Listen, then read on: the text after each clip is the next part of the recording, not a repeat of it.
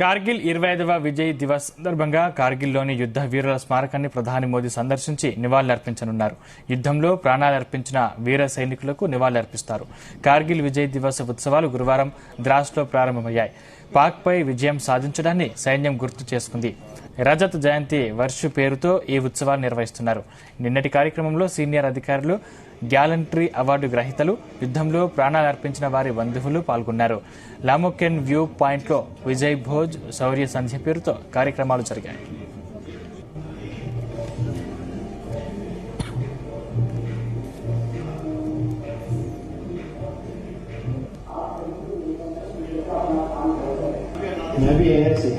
अच्छा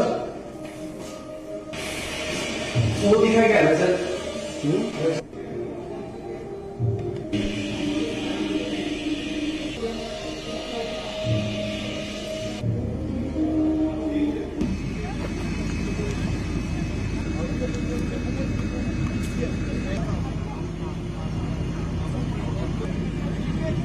आपको